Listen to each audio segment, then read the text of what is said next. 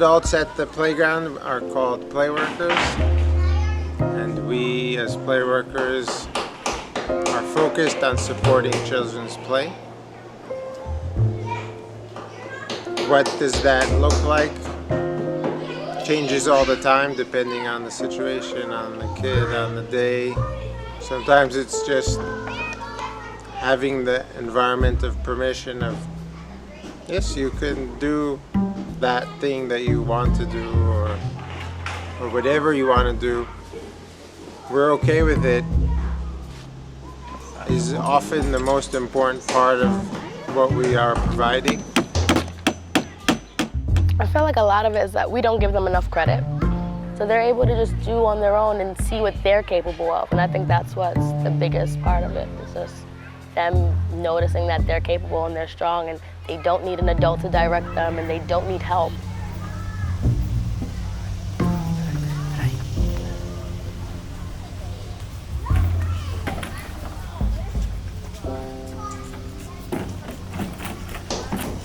But then on top of that, we need to take care of the space. The roofs are nailed in, the boards are nailed down, there's no nails sticking out, the areas are clean and inviting. Like, even though it's junk, it doesn't need to be dirty. It's not a garbage area.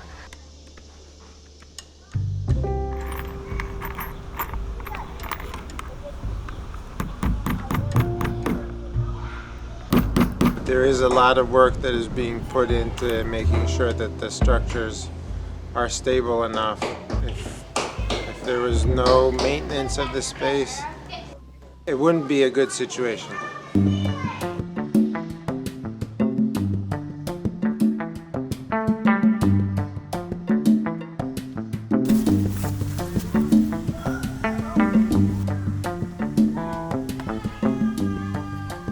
Kids often ask me, is this safe, about something? And I answer them that safe is a feeling. Safe is not yes or no. It's like you might feel safe with something or you might not feel, and that's your choice. If one kid feels safe walking on a plank, it doesn't mean that the second kid will feel safe doing the same thing. So safety risks are relative.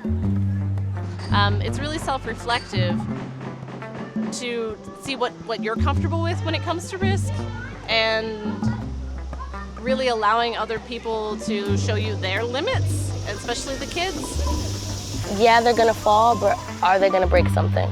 You know, like, how is it gonna hurt them in a way that we can't fix? So we can help them with like emotional fears and stuff like that, but like, are we gonna put them in a dangerous atmosphere? And if the atmosphere itself is not dangerous, then the risks they're taking are for their benefit, you know, and they're gonna get something out of it, whether we notice it that week or if they notice it at the end of the summer.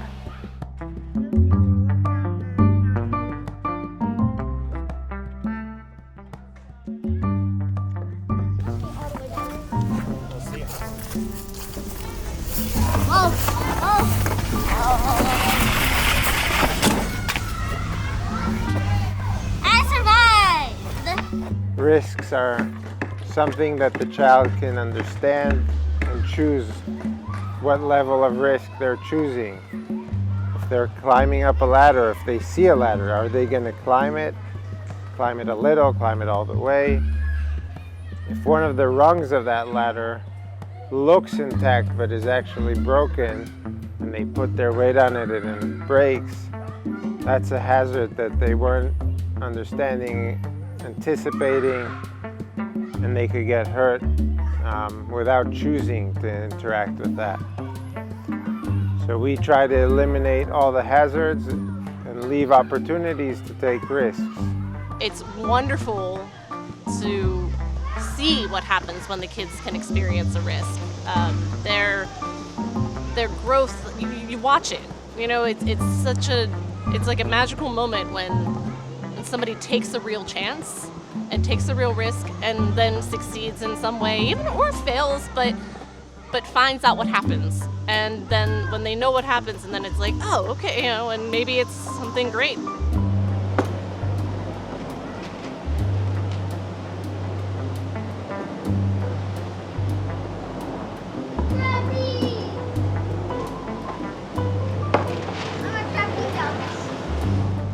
yeah, it's being in tune to what's hazardous versus what's not, and sometimes that can be the things the kids are saying to each other too. I was ripping over mine! No, you weren't.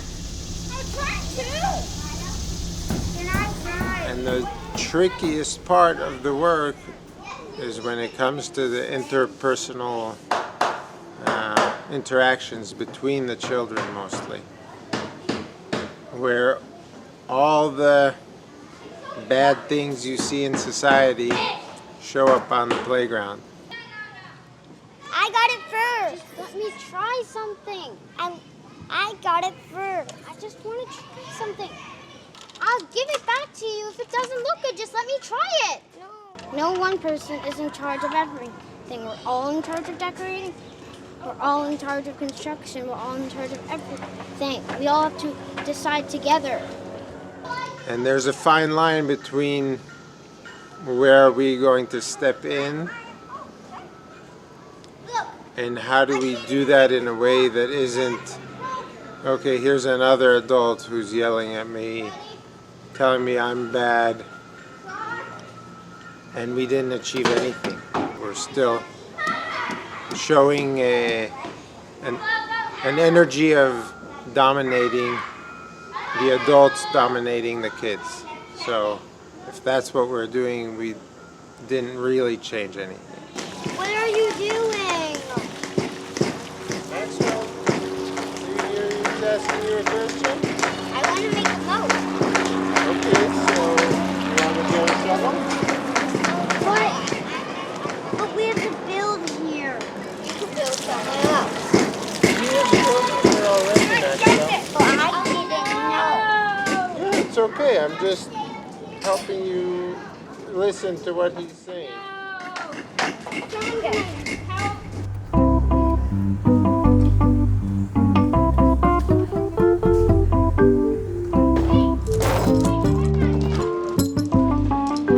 Wait! Austin, wait!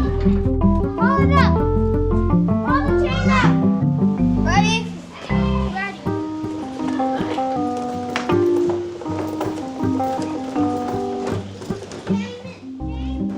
I'll say an important part of our work is reflection. Every day at the end of camp, the weekend, whatever, we take time to discuss what happened, think about what might need to change in the environment, in ourselves, in how we interact with a certain kid or kids in general. That's part of our learning, is talking things through. So you kind of work on yourself while working with the kids. It's like stepping stones. So reflection is a very important part of Playwork.